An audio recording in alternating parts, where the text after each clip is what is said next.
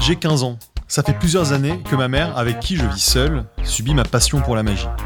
Elle l'a subie même 2 fois, car elle est mon sponsor et mon unique public. Soit je m'entraîne devant le miroir, soit devant elle. Et quand j'ai envie d'un nouveau tour, c'est elle qui paye.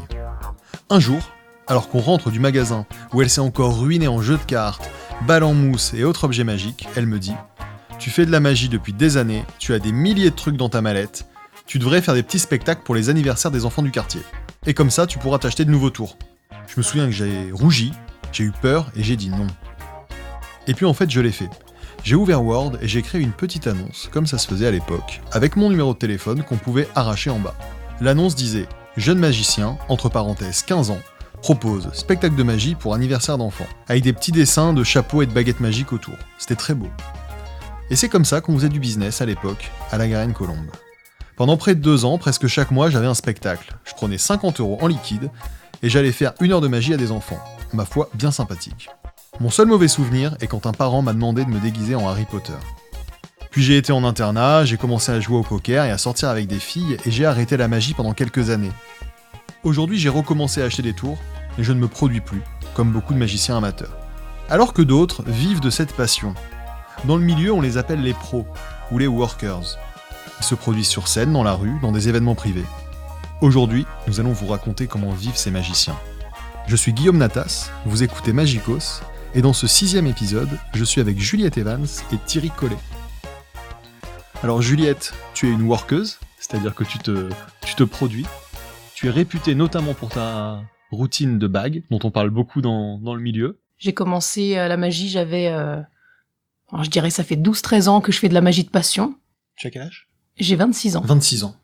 Et en effet, j'ai voulu beaucoup travailler la technique parce que j'étais très impressionnée par ces magiciens qui faisaient des choses incroyables avec leurs cartes, avec leurs mains, avec un tas d'objets. Et donc voilà, ma particularité en effet, c'est tout ce qui concerne les bijoux et les bagues. Et j'ai monté une belle routine de bagues qui aujourd'hui plaît beaucoup et j'en suis contente. Et tant que ça fait plaisir à tout le monde, c'est parfait. Super. Thierry, alors toi, tu as une carrière un peu plus longue. Tu animes aujourd'hui le Magic Whip à la Villette, 3 mois par an. Ouais. Voilà, où tu accueilles notamment des profanes pour découvrir la magie, notamment des enfants.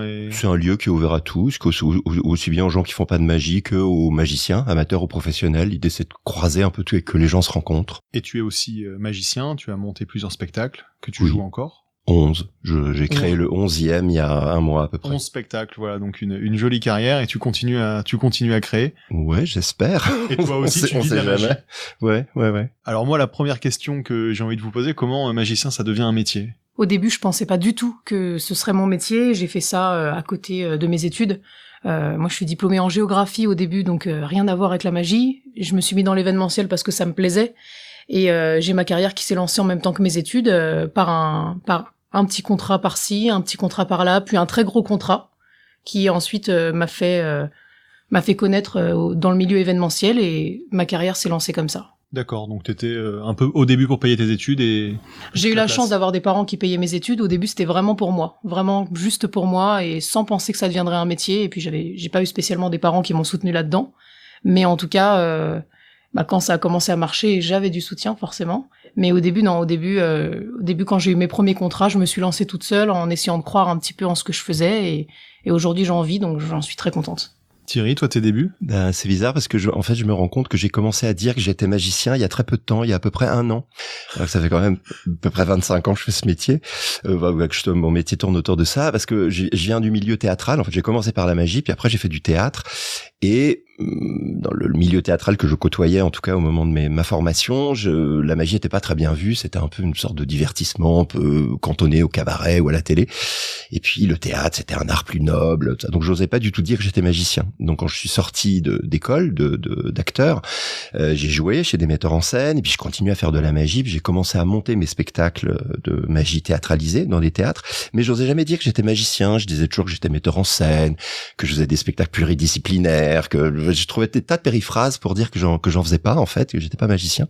Et puis récemment, je faisais une tournée en Afrique il y a à peu près 1 an et j'ai dû remplir des documents de douane pour des visas et on demandait profession. Et là, j'ai mis magicien.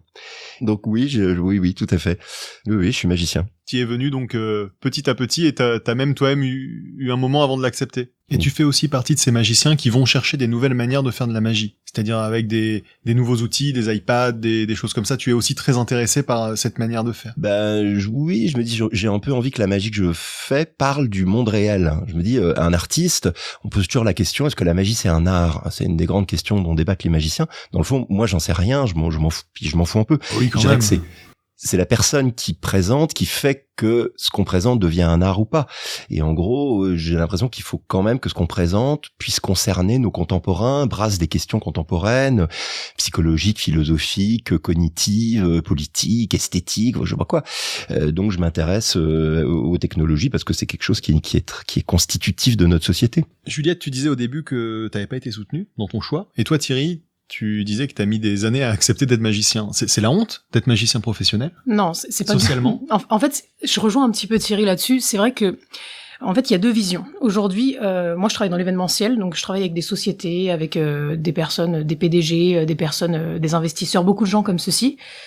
Le problème, il est que ces gens-là, lors de grands événements, quand ils prennent un magicien, ils choisissent leur magicien et ils ont l'impression, et c'est le cas, on essaye en tout cas, de se payer une belle prestation haut de gamme. Et donc du coup, nous, on doit en jeter un petit peu physiquement, avoir un beau costume. Thierry parlait des nouvelles technologies, moi je me suis mis dans la magie digitale et l'atout que je peux avoir, c'est vrai, c'est d'être une femme qui fait de la magie iPad, ce qui est un peu plus rare, parce que sur le marché, il y a quand même beaucoup de magiciens qui se mettent là-dedans avec les téléphones et les iPads. Lors d'événements comme ça, c'est très valorisé, voilà, de faire de la magie avec un téléphone portable, trouver le code PIN de téléphone, faire apparaître un goodies de la société ou notre jeu de cartes de notre écran. C'est vrai que c'est très valorisé. Alors que le problème, c'est que les gens sont un peu cloisonnés là-dedans. Ils voient la magie comme un art un petit peu de cabaret, comme des clowns, etc. Ils nous voient souvent comme des magiciens peut-être trop traditionnels. Et il y a des gens qui adorent ça. Et moi, j'aime cette magie aussi. Et il y a des gens qui, du coup, trouvent ça, je mets des guillemets, ringard. Et c'est dommage, parce que c'est vrai que ça enterre un petit peu toutes les années et toute la technicité qu'on met du temps à apprendre. Et souvent, moi, ça m'arrive. J'arrive dans un événement, je leur dis bonsoir, comment allez-vous, etc. Et au début, je commençais avec des cartes. J'avais des cartes aux mains. Et les gens me disaient, des cartes, non, on connaît, on a déjà vu un magicien. J'ai déjà eu le tour de la carte, merci. Exactement, je connais, alors qu'il existe des milliers de tours de cartes et les magiciens se reconnaîtront. Il y a forcément quelqu'un qui leur a dit, on va leur faire choisir une carte, et la personne dit, ah non, mais je connais. Alors que c'est juste le début, il s'est rien passé. Mais des milliers de tours qui commencent comme ça. Voilà, donc c'est vrai que moi je me suis dit, d'accord, bon, les gens ont cette mauvaise image, ou alors ils te disent, vous avez pas de chapeau, pas de lapin, et donc c'est très stéréotypé, malheureusement. Et c'est vrai que du coup, j'ai changé de technique. Moi, dès que j'arrive, je me suis dit, Juliette, fais pas de cartes. Les gens, ils ont déjà vu des magiciens qui font des cartes. Propose ta routine de bague, tu arrives avec un bijou dès le début, et les gens, ils trouvent du coup ça nouveau. Ils se disent, elle fait pas de cartes, bon, je leur emprunte tout de suite leur alliance, et c'est vrai que du coup ils me regardent parce que c'est leur bijou, ils ont peur qu'il se passe quelque chose, donc j'ai l'attention. Et après j'enchaîne par des cartes, comme si on avait besoin de prouver qu'on peut proposer quelque chose de nouveau. Ce qu'on appelle un opener. Exactement, on appelle ça un opener, c'est d'avoir un tour pour s'intégrer dans un groupe. Quand tu arrives dans un groupe en tant que magicien, les gens ne te connaissent pas, tu viens un petit peu perturber leur conversation. Du coup, il faut que tu arrives et que tu te fondes un petit peu dans leur groupe, que tu leur proposes quelque chose qui va les intéresser. Et du coup, j'ai essayé je dis pas que c'est la solution, de trouver quelque chose qui casse un petit peu ça et de me dire, ok, bon, ils ont peut-être que ça fait partie des gens qui ont cette image un petit peu à l'ancienne de la magie et que ça leur plaît pas. Je vais essayer de faire autre chose que des cartes pour casser le côté qu'ils vont avoir.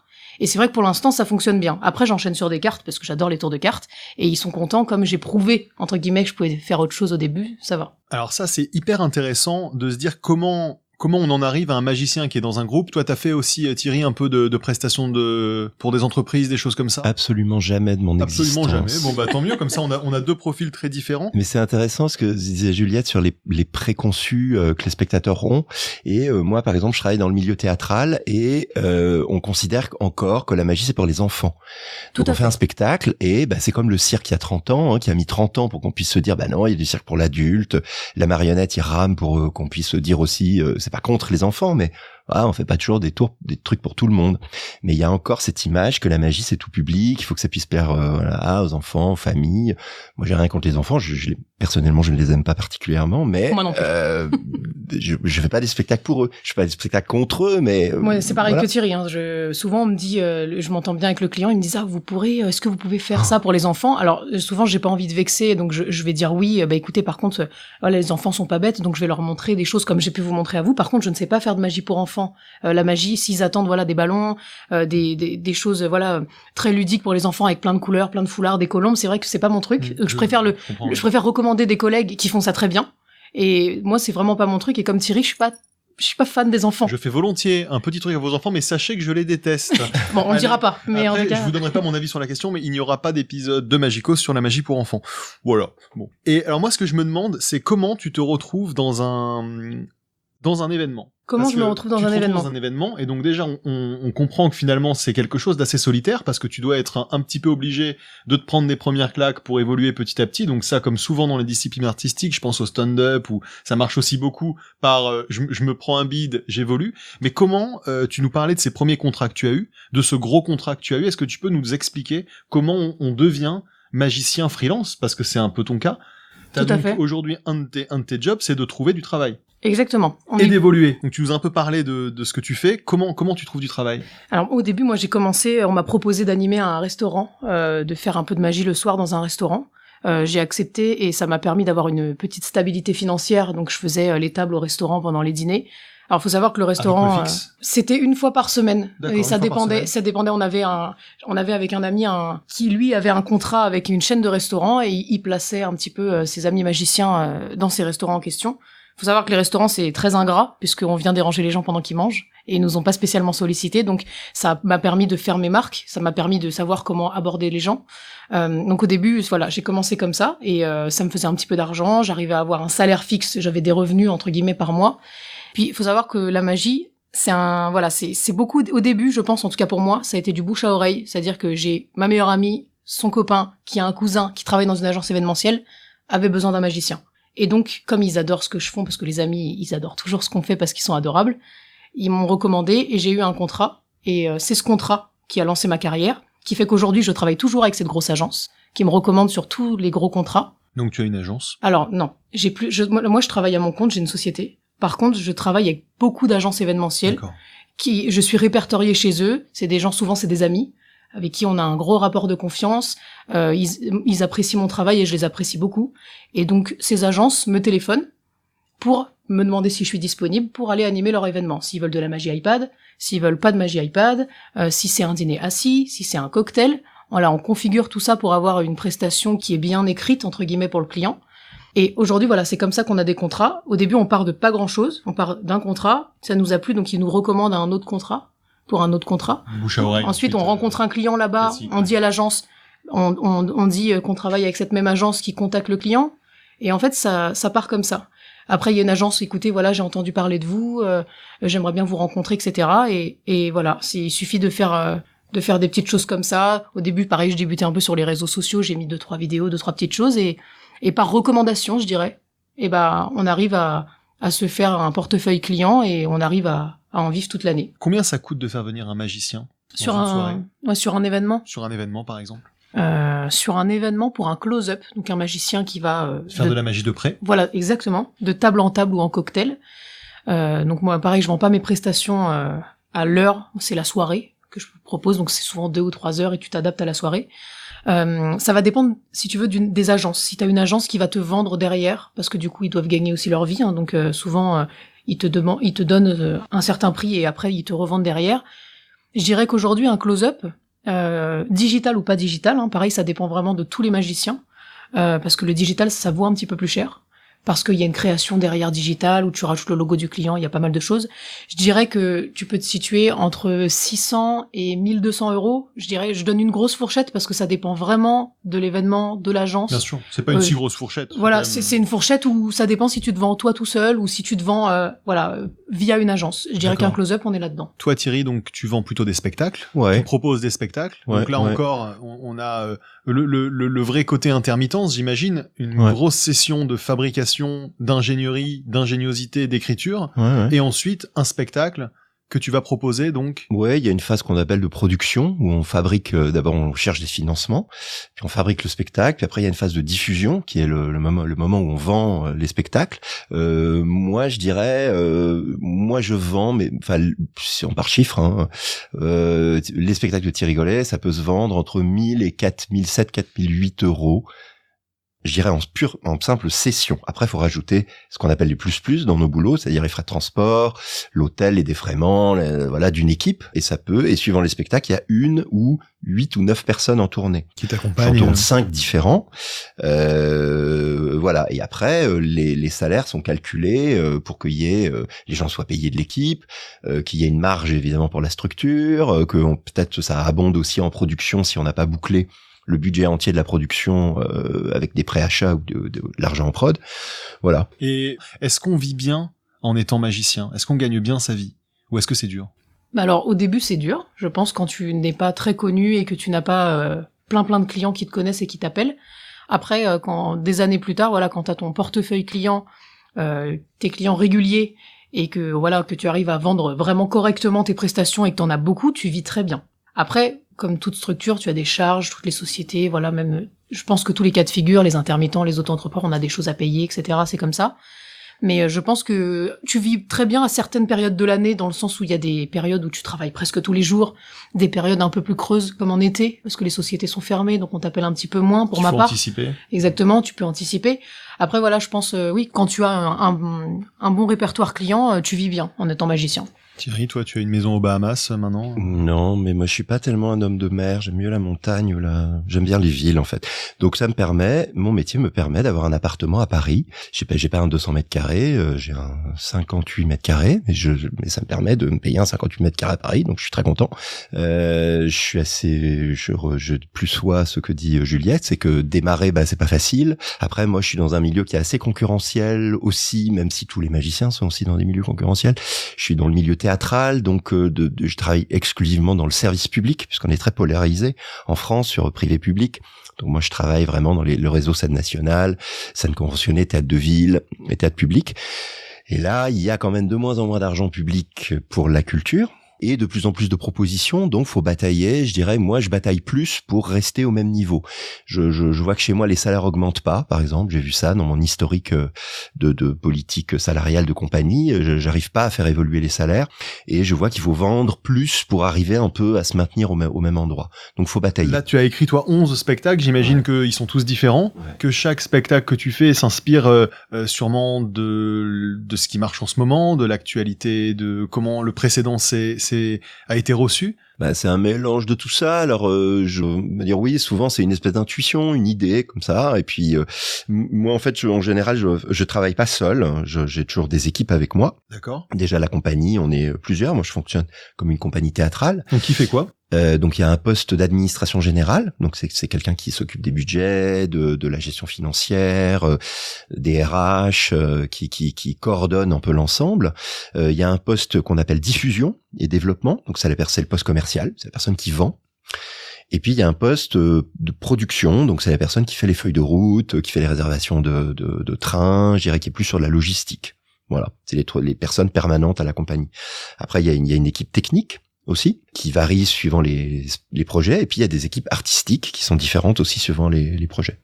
Et toi, tu es la personne qui dirige toutes ces équipes? Je dirais que je suis le concepteur je conçois et je pilote les projets, donc c'est moi qui réunis après les gens nécessaires à la fabrication du projet. Est-ce que la magie a une influence sur votre vie privée? Honnêtement, oui.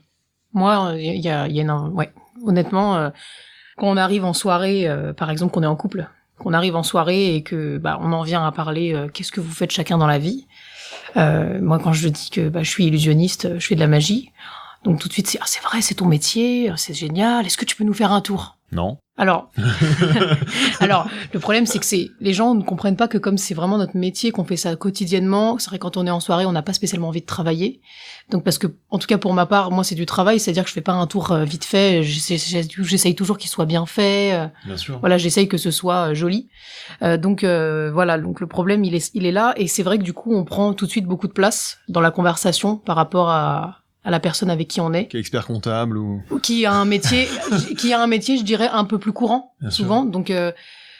Donc ça prend de la place, les gens parlent beaucoup de ça, ils veulent savoir beaucoup de choses parce que c'est pas un métier dont on peut penser qu'on gagne notre vie, qu'on fait tous les jours, que les gens comprennent pas, c'est vraiment pas quelque chose d'ancré un petit peu dans les esprits.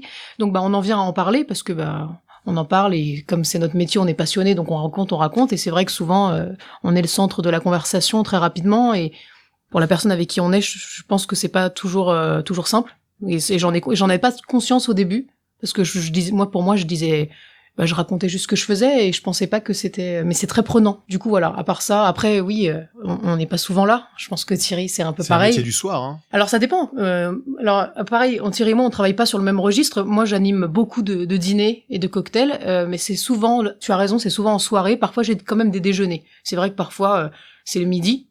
Mais du coup, c'est vrai qu'on n'est pas souvent là. On est là la journée. Peut-être pour s'occuper de notre paperasse, pour répéter, pour travailler, pour se préparer. Et après, souvent, il y a un peu de route aussi. On reste pas que à Paris, forcément. Donc, dès qu'on a de la route, on prend la voiture. Faut revenir après ou dormir sur place. On travaille pas on travaille pas de façon régulière tous les jours, tout le temps. Mais à certaines périodes de l'année, on travaille beaucoup, notamment décembre. Mais sinon, c'est vrai que souvent, ça peut, à ces périodes-là, en tout cas, les grosses périodes de l'année que les magiciens connaissent très bien, malheureusement, pour la personne avec qui on est en couple, c'est vrai qu'on la voit pas, on n'en profite pas beaucoup. Ce qui peut poser problématique, sauf quand ça fait des années que la personne en a conscience, on s'organise. Ou qu'elle est dans le même milieu. Ou qu'elle est dans le même milieu, ce qui n'est pas mon cas. Moi, je suis célibataire, alors ça résout la question. Ouais. Tu as une bonne solution? Je n'ai pas toujours été, Est-ce mais que c'est à cause de ça? très pratique quand même. Oh, ça a je sais pas, peut-être ça a joué. C'est vrai qu'en plus c'est assez absorbant quand même la magie. C'est un truc. Et puis, comme tu disais, hein, quand on dit qu'on est magicien ou magicienne, les gens ils te regardent, ils sont tout de suite les yeux grands comme des soucoupes, parce qu'ils considèrent que c'est presque plus un état qu'un métier. Exact. Qu'on est sorcière ou magicien 24/24, quoi, qu'on est habité par des pouvoirs. Il y a cette espèce de vieux rêve comme ça chez les gens. Fait disparaître ma femme. Ou voilà. Oula, on l'a entendu celle-là. Gagner au loto. Chez les magiciens, c'est voilà. Hein. Ouais. Et quand même, moi, j'ai l'impression qu'il y a un truc où c'est aussi un peu un état pour nous.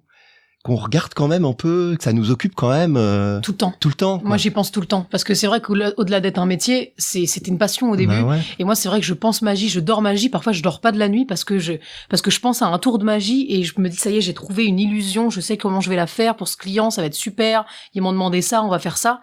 Et du coup, pareil pour la personne. Souvent, j'arrive, je fais bon allez, je te montre quelque chose. Tu me dis ce que t'en penses. Et c'est vrai que au début, c'était un petit peu, ça plaisait, c'était séduisant. Ouais. Mais quand ça fait des années, je pense que ça fait péter un petit peu les plombs, je pense. J'entends, honnêtement, je comprends que ça puisse être comme si t'es avec quelqu'un, je sais pas, je dirais quelqu'un qui, je sais pas, qui a un métier un petit peu, même qui est peintre et qui peint tout le temps. Qui du coup, il a plus rien, il veut peindre les murs, il veut toujours peindre. 1000 fois. Voilà, et voilà. Je te vois vieillir dans ses peintures. Il t'a peint dans tous les sens, voilà. À chaque fois, il veut te montrer une nouvelle couleur, une nouvelle peinture. Je pense que c'est intéressant, mais qu'à un moment, ça peut être un petit peu fatigant pour la personne. Ou tu dois poser. En plus. Enfin, des heures et des heures. L'éternel cobaye des tours de magie, c'est aussi toujours voir des tours mal faits.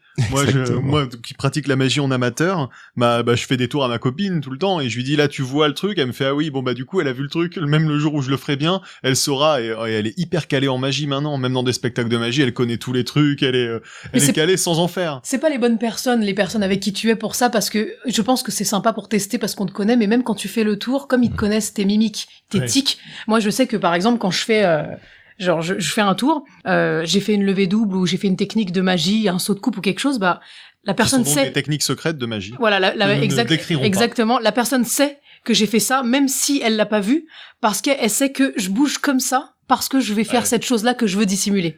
Voilà, donc ça aide pas. Comment vous vous entraînez? On parlait un peu de l'entraînement. Ça a quoi comme place dans votre quotidien? Moi, l'entraînement, c'est un petit peu tout le temps. Hein. Dès que j'ai du temps, j'ai toujours un paquet de cartes dans les mains, j'ai toujours ma bague que je fais vriller sur mes doigts. On a dû te demander de poser pour l'enregistrement pour pas qu'elle tombe. Oui, je l'ai posé. Parce que ça devient un tic, du coup, on en a tellement tout le temps. J'ai toujours à proximité, c'est vrai, un jeu de cartes ou une bague et on s'entraîne à la maison quand on a le temps, devant un film. On s'entraîne devant les collègues magiciens, on leur demande leur avis, devant la personne avec notre partenaire. Voilà, moi je m'entraîne un peu moins maintenant parce que c'est vrai qu'on a des années, on a quand même un répertoire de tours de magie où on sait que c'est parfait pour le travail ou c'est parfait pour telle et telle chose. Donc peut-être qu'on relâche un peu la pression, mais je pense que c'est quelque chose qu'il a raison Thierry sur ça qu'on a toujours en tête. Ça c'est vrai que c'est quelque chose quand on adore ça, on y pense tout le temps et d'autant plus quand c'est ton métier. Parce qu'il faut être encore plus on fait plus des tours de magie à des copains. Là on a en face de nous des gens qui nous donnent de l'argent, qui nous font vivre, donc il faut, je pense, être il faut proposer quelque chose de très bien. Comment tu t'entraînes, toi, Thierry? C'est un vrai problème parce que j'alterne, je tourne avec 5 spectacles différents et parfois dans le même mois, je fais les 5 différents. Alors il y en a, j'ai la chance, c'est du mentalisme. Alors je veux pas dire que c'est un art de glandeur parce que me faire taper dessus, mais quand même c'est un truc de l'acteur. C'est quand même un art de branleur. Ouais. C'est un art où il faut être très présent, il faut une bonne mémoire, il faut beaucoup de présence, d'aplomb. Enfin, c'est un truc d'acteur en fait ou d'actrice de mentalisme.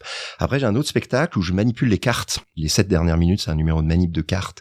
Puis j'ai voulu que ça soit un petit peu bien, tout ça. Donc ça me demande de bosser régulièrement. Et puis je fais une caisse aux épées parce que je m'étais dit mais pourquoi les magiciens mettent toujours les filles dans les caisses aux épées? Ce serait bien d'aller voir un peu ce que ça a. Et donc j'ai monté une caisse aux épées dans un spectacle qui tourne toujours. Et là, la prep physique, elle est vraiment hardcore parce que faut que je fasse des étirements, faut que je fasse du yoga, sinon je rentre pas dans la caisse. Il faut que je le fasse très régulièrement. C'est toi qui vas dans la caisse. Ouais, c'est moi qui. Oui, parce que je voulais voir ce que c'était. Donc je prends une petite caméra vidéo, un micro, puis je parle aux gens de dedans. Je leur dis la température qui monte, l'oxygène qui se raréfie quand même un tout petit peu là où ça fait mal. L'épée qui traverse ton foie. Ah, c'est horrible. Moi, j'ai des bleus là. Il en reste un peu. J'ai envie de voir ça, tiens, du coup. Et c'est absolument horrible. Ça fait très très très mal. Et il faut se préparer un peu physiquement à ça. Quels sont les plus gros avantages à être magicien? Pour ma part, les plus grands avantages, c'est de pas avoir de routine. C'est-à-dire de routine fixe. Petit jeu de mots un petit peu. Alors, c'est un petit jeu de mots, mais entre guillemets. On appelle une routine en magie une série d'effets magiques qui racontent une petite histoire. Mais c'était fait exprès, tu doute bien. Absolument. Non, c'est-à-dire que moi, je supporte pas la routine. Je parle de la vie, hein. Je supporte pas la routine. Je suis quelqu'un qui est très, je suis très vive. Je m'ennuie rapidement. Donc, en magie, ce qui est génial, c'est qu'on n'a pas de journée métro, boulot, dodo. On commence à 9h, on finit à 18h, on rentre, on dîne, on dort, on retourne au travail. Ça, c'est vraiment, je dirais, pour moi, ce qui me rend le plus heureuse dans mon métier, c'est ça. C'est d'avoir chaque journée est différente. Chaque client est différent. Chaque prestation est différente. Chaque endroit de prestation est différent. Donc ça te fait toujours un trajet différent, une préparation différente. Tu peux te lever parfois à 10h, à 11h, ça peut arriver comme à 5h parce que tu dois prendre un avion. Et je trouve ça génial de pas avoir des journées similaires. Tu es ton propre patron, donc tu fais un peu ce que tu veux et c'est vraiment une grosse liberté, c'est génial. Ah oui, la liberté, c'est bien. Ça, c'est un des grands. Après, c'est les avantages de l'artiste. Je dirais que tout artiste est quand même relativement libre. Moi, je dirais que la magie, ça m'a amené à faire plein d'autres choses. C'est ça que je crois qui me plaît. Moi, quand j'étais enfant, j'aimais construire des marionnettes. Si j'avais pas été magicien, j'aurais voulu construire des téléphériques parce que j'adore les engrenages, comment ça s'accroche au câble et tout ça. Je trouve ça fascinant. J'aime bien coudre, j'aime bien bricoler, j'aime bien la littérature. Ça. Donc la magie, ça m'a permis de faire en même temps énormément d'autres choses différentes. Je crois que c'est ça qui me plaît le plus. Les désavantages à être magicien? Pour ma part, il n'y a pas beaucoup de désavantages. Alors au début, si peut-être d'avoir peur de pas réussir à continuer à vivre de ça, d'avoir peur qu'il n'y ait pas de rente financière, d'avoir peur que ça se développe pas. Au début, moi, c'était ma crainte, j'avais peur que ça se développe pas. Je me suis dit comment je vais faire, je connais personne, donc c'était des angoisses un petit peu récurrentes. Alors ça, c'était au début. C'est vrai que maintenant, les désavantages à être magicien, moi, je trouve qu'il y en a pas énormément parce que c'est tellement synonyme de liberté, c'est tellement génial qu'il y en a pas. Si peut-être les gens qu'on peut rencontrer en prestation, les gens qui vont à tout prix vouloir chercher le truc, mais qui vont être un petit peu méchants parce que ils veulent savoir et que comme c'est eux qui sont souvent le centre d'intérêt, enfin le centre qui fait rire, je dirais, dans leur groupe d'amis. Bon ils sont là un petit peu à vouloir je dirais désorienter le magicien, donc ils vont être un peu piquants et moi souvent ces gens-là, après on rigole ensemble et je les prends avec moi et ça se passe bien, mais ça peut arriver, ça m'est arrivé je dirais peut-être 1 ou 2 fois d'avoir quelqu'un qui devient méchant parce que le tour ça l'a perturbé, qui veut savoir et qui lâchera pas l'affaire en fait. D'accord. Donc c'est difficile à gérer. Ce sera le thème du prochain épisode. Pourquoi les Français sont-ils le pire public pour un magicien? C'est quelque chose qui revient souvent dans le métier. Il paraît que les Français sont particulièrement durs à ce jeu-là, donc on en parlera la prochaine fois.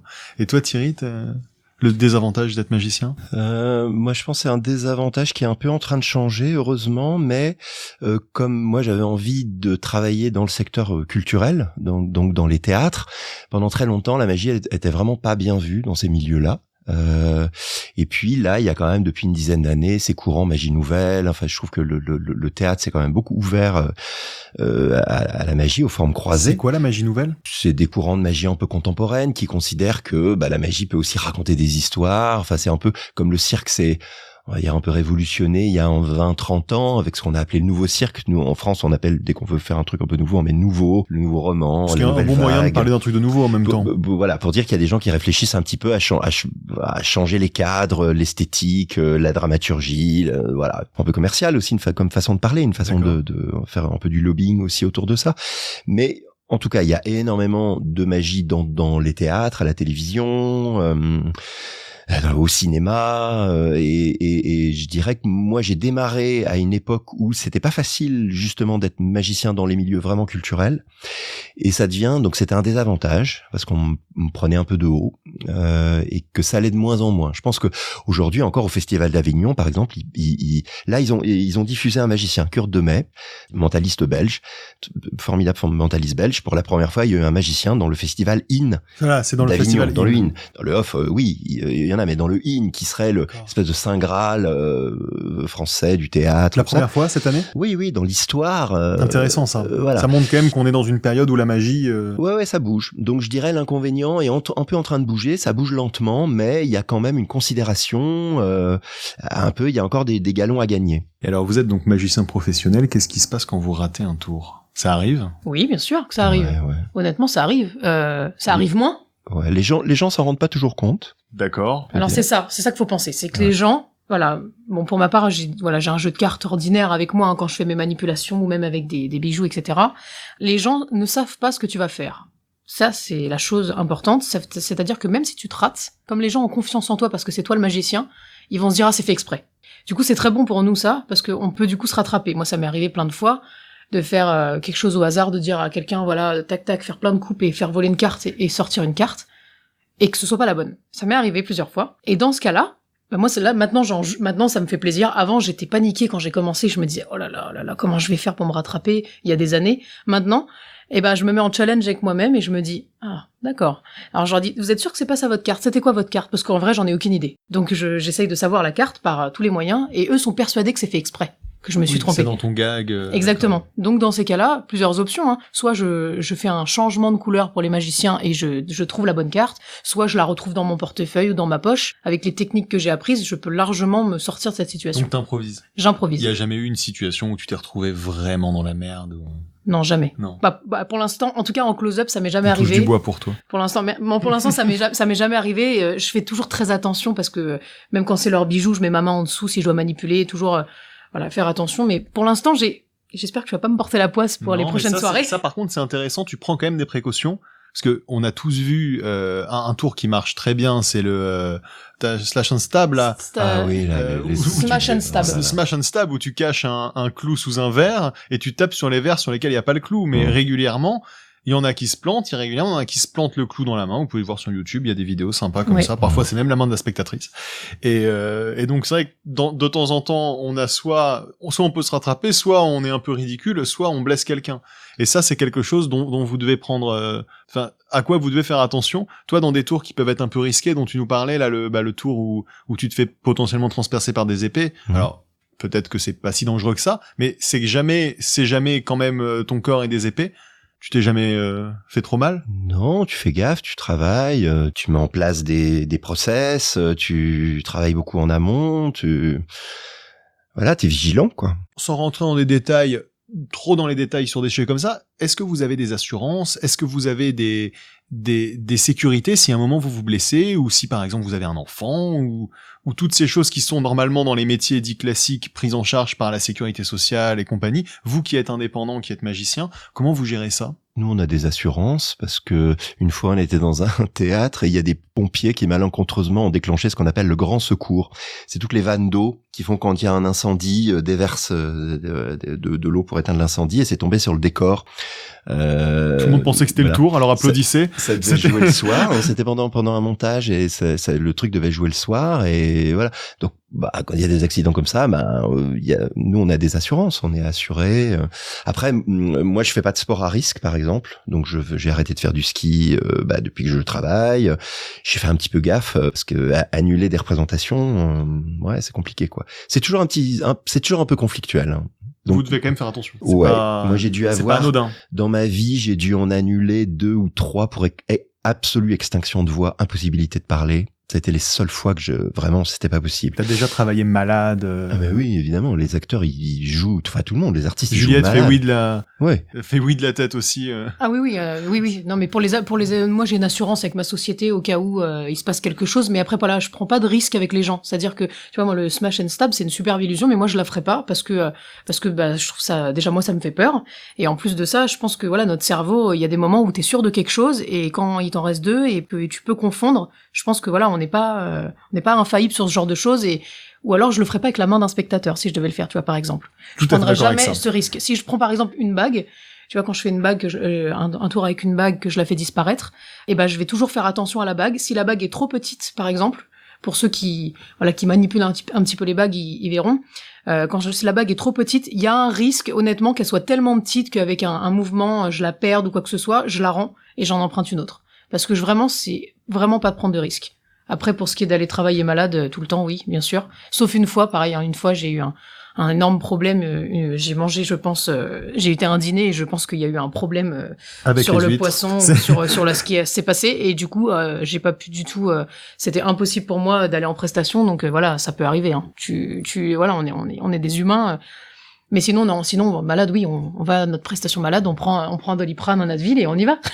Et vous êtes quand même assez solitaire dans le développement de ce que vous faites. Entre l'écriture, la recherche et tout, si vous avez un problème, vous devez l'assumer. C'est un métier dur. C'est un métier où, en fait, tu es seul, honnêtement, je pense. Je pense que tu es seul. Et j'ai ressenti, moi, cette solitude vraiment lors des jours de langue que j'anime. Où tu pars par exemple à Courchevel ou à Menton, ou tu pars au sud de la France, que c'est souvent là-bas quand t'as des propositions sympas. Tu vas là-bas, c'est super, la soirée est géniale, les invités sont top, si tu manges bien, c'est génial. Et puis tu finis à 23h30, et puis tous tes amis ou la personne avec qui tu es sont en train de faire la fête à l'autre bout de la France. Et toi, tu vas à l'hôtel et t'es tout seul. C'est très dur, ces moments-là. C'est vraiment, oui, tu te rends compte que t'es tout seul. Quand t'es en prestation, que tu rentres sur la route, que t'as 3-4 heures de route, t'es tout seul. On est tout seul, sauf quand on est dans l'événement. On est avec les gens, forcément. Mais sinon, après, pareil, pour le travail, nos travails de technique, je pense qu'on travaille seul. Après, on a des amis de confiance à qui on demande des avis, des magiciens, ou qu'on voit pour travailler un petit peu. Quand on a des prestations où on est plusieurs magiciens, parce que je sais pas, il y a 3000 personnes, on fait appel à des confrères pour venir avec nous, ou on va travailler avec eux. Là, on est entre copains, on est content. Parce que sinon, oui, c'est vrai qu'une fois que t'as fini de travailler... Donc les auditeurs de Magicos, si un 31 décembre, vous avez un magicien, vous le renvoyez pas chez lui à 23h30. Peut-être vous pouvez réveillonner quand même un minimum, quoi. On fait un petit effort. Non, mais tu peux. Je pense que tu peux rester avec eux. Souvent les clients te proposent. Après, bon, toi t'es un petit peu fatigué.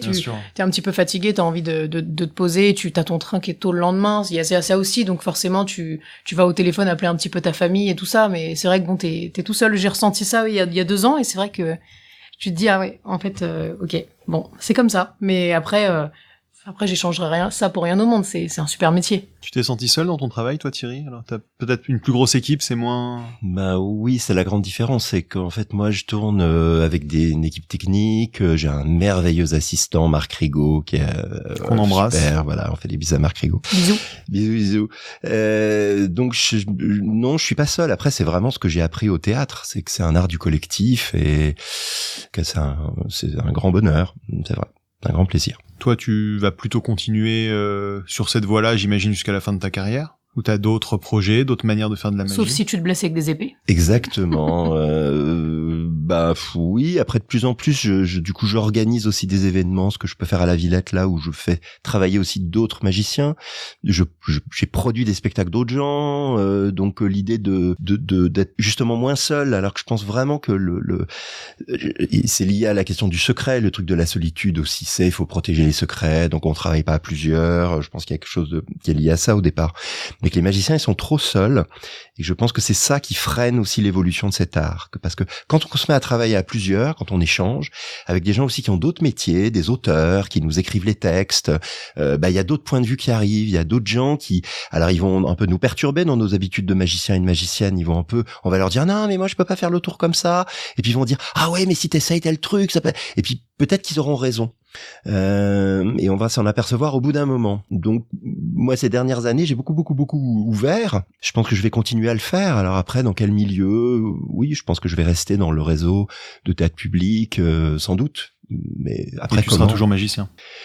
Oui. Ah oui, ça je sais. Oui, j'ai une certitude dans ma vie, c'est que elle tournera toujours autour de la magie. Je l'ai eu très tôt et ma vie ça sera toujours la magie. Et toi Juliette? J'espère continuer à faire de la magie encore pendant des années. Je pense qu'après, peut-être qu'à un moment, quand on est peut-être trop vieux, on a 80 ans, faut s'arrêter. Oui, d'accord. Mais d'ici là, non, sérieusement. Du spectacle, peut-être produire des tours, ce qui se fait pas mal sur notre génération. Non, après c'est vrai que c'est pas prévu. J'espère faire de la magie en événementiel pendant longtemps parce que c'est ce qui me plaît le plus. Après, je développe de plus en plus des spectacles sur scène, mais que je joue aussi en événementiel. Des spectacles en digitaux, sur des écrans géants, etc. Et du coup, Thierry a raison là-dessus. Sur ce spectacle, par exemple, je travaille avec une danseuse et elle a raison très souvent parce que d'avoir un autre point de vue par rapport à ce que nous on fait, c'est hyper important et j'ai vu beaucoup de possibilités avec cette personne et je trouve qu'en effet quand on mixe deux arts ensemble, ça nous donne quelque chose de... Alors je danserai pas dans mon spectacle, désolé Guillaume de te décevoir, je vais pas danser dans mon spectacle, mais... Je suis très déçu. Je sais. Je t'ai dit j'aimerais c'est que Juliette danse dans son spectacle. Mais non, c'est surtout qu'il y a des choses, quand tu fais des choses par exemple avec des écrans géants, qu'il y a des lumières et que tu veux quelque chose d'esthétique, je pense qu'il y a une façon de bouger à avoir. Et moi j'ai voulu travailler avec cette danseuse qui est une amie parce que je pense que c'est pas mon travail de faire ça correctement et j'ai voulu apprendre à bouger correctement et je pense que c'est important d'avoir des avis extérieurs pour embellir ce qu'on fait déjà. Ça, je suis d'accord. Super. Donc toi, tu vas aussi rester magicienne. Je vais malheureusement aussi rester magicienne. Non, je plaisante. Non, on verra les opportunités. Je vais aussi rester magicienne. Merci beaucoup. C'était très intéressant d'échanger avec vous sur ces sujets-là. Si on veut vous rencontrer, si on veut travailler avec vous, comment on fait? Alors moi j'ai pas de spectacle comme Thierry qui tourne de cette façon-là. Donc moi je travaille vraiment en événementiel. Donc c'est les clients ou les agences qui me contactent pour des événements. On peut te retrouver sur Instagram. Oui, bien sûr, on peut me trouver sur Instagram. J'ai mon site internet. Dis-nous ton Instagram du coup. Mon Instagram c'est Juliette Magic Evans. Mon Facebook c'est pareil et mon site c'est juliettevans.com. On mettra dans la description. Tu peux me trouver sur internet si tu veux. Booker Juliette. Ou pas, je plaisante. Non, je plaisante. Et toi, Thierry? Alors moi, j'ai un site internet, thierrycollet.fr, ou le nom de la compagnie lefalen.com. Il y a 3 Facebook. Il y a un Facebook Thierry Collet perso, il y a un Facebook Lefalen Thierry Collet qui est le Facebook compagnie, et Magic Whip qui est le projet que je développe sur le parc de la Villette, avec un Facebook dédié. Il y a un Instagram dont je ne sais absolument pas le nom parce que je suis une bille sur tous ces trucs-là. C'est pas toi qui t'en occupe. Non, je pense que personne donc, s'en occupe. Le Magic Whip, ça c'est chouette, on peut en parler un petit peu. Moi j'étais l'année dernière, c'était super bien. C'est vraiment une journée avec plein de choses magiques dans un chalet à la Villette. Tu y es, il y a des magiciens qui vous font du close-up, il y a des tours de magie qu'on peut apprendre, il y a des livres qu'on peut consulter, il y a des expériences que tu mets en place. Donc tu avais mis l'année dernière des interviews qu'on pouvait écouter dans des transats, c'était très cool, de magiciens qui parlent. Cette année, il y aura peut-être d'autres choses interactives dont on taira pour le moment tout ça, mais en tout cas, il y a plein de choses à voir là-bas, c'est super familial et en même temps, c'est pointu, c'est pas Ouais, ça se veut une maison ouverte. En fait, c'est une sorte de festival sur 3 mois que je développe avec le parc de la Villette. C'est un bâtiment au nord du parc, vers la porte de la Villette, qui s'appelle le Pavillon Villette, avec des grosses lignes rouges, et qu'on peut comme ça aménager. Nous, on l'a pendant 3 mois, donc on accueille des artistes en résidence qui fabriquent leurs spectacles, et on fait de la programmation. Alors, ce qu'on appelle des Magic Night, qui sont des plateaux partagés. On a une nuit des arnaqueurs cette année autour de la triche et de l'arnaque. On a une soirée plutôt visuelle et mentalisme, ça s'appelle Rêve et Vision au mois de mars. Et puis, on y programme des spectacles. J'y programme les miens aussi, parce que c'est l'avantage d'être chez soi, c'est qu'on peut se programmer soi-même. Donc, je programme la dernière créa. Je fais venir une magicienne londonienne, qui s'appelle Laura London, comme par hasard. Ah, je connais très bien. Avec son show sur la triche qui s'appelle dont Cheat. on parle beaucoup, Laura London. Voilà. Et c'est la 2e année que nous faisons venir Laura et qu'on diffuse en France. Là, elle était il y a 10 jours à La Rochelle avec nous. J'aime beaucoup Laura London. Et une autre magicienne, puisque moi j'ai beaucoup travaillé sur la question des femmes et de la magie. J'ai transmis 2 de mes pièces à des filles, à des magiciennes, et je me dis même maintenant, faut arrêter d'en parler. En fait, il faut juste le faire. Faut considérer que c'est normal. En fait, c'est un non-sujet. Les femmes et la magie. Il faut juste qu'il y ait des femmes qui fassent de la magie, et puis voilà, c'est ni exceptionnel ni pas, c'est juste normal, quoi. Et donc Claire Chastel, qui est une jeune magicienne, actrice aussi, qui vient faire un très beau spectacle de carto. Elle tombe amoureuse d'une carte à jouer, et le spectacle démarre le jour où la carte l'a quittée. C'est très joli. En tout cas, on se retrouvera à Magic Whip. C'est quand ? Alors, c'est entre janvier et mars. Donc, sur notre site thierrycollet.fr, il y a toute la prog, et sur le site de la Villette aussi, il y a toutes les dates. On pourra s'y retrouver pour une petite visu Magicos. Voilà, un petit meet-up. Merci beaucoup, merci encore d'avoir été là, d'avoir répondu à mon invitation et d'avoir partagé un petit peu votre expérience à tous ces gens qui se demandent qui est la personne qui vient leur faire de la magie. Comment est-ce qu'elle vit? Comment est-ce qu'elle rentre le soir? Est-ce qu'elle déprime dans son hôtel? Est-ce qu'elle s'est beaucoup entraînée? Est-ce que elle a coûté cher à la soirée? Tout ça, c'est vraiment des questions qu'on nous a beaucoup posées dans les discussions qu'on a pu avoir autour de Magicos. Donc j'ai été très heureux de vous recevoir et d'avoir votre témoignage qui était très riche en plus avec deux points de vue très différents. Si cet épisode vous a plu, n'hésitez pas à vous abonner, à nous lâcher de très grosses étoiles et surtout parler autour de vous de Magicos sur vos réseaux sociaux, à vos amis, à la machine à café. C'est comme ça qu'un podcast vit. Vous dites aux gens, écoute Magicos, on sait que les magiciens, t'en as rien à faire, mais c'est très intéressant ce qui s'y dit. En tout cas, c'est des retours qu'on a. Tout le monde est ravi d'apprendre comment fonctionne le monde de la magie. Si cet épisode vous a déplu, laissez un commentaire négatif sur la page de la Maison Blanche aux États-Unis, j'irai tous les lire. Retrouvez tous les épisodes de Magicos sur slate.fr et sur vos plateformes de podcast préférées. Merci à Benjamin à la réalisation. Et vous pouvez me retrouver sur les réseaux sociaux @natas sur Twitter, Guillaume Natas sur Instagram. Merci.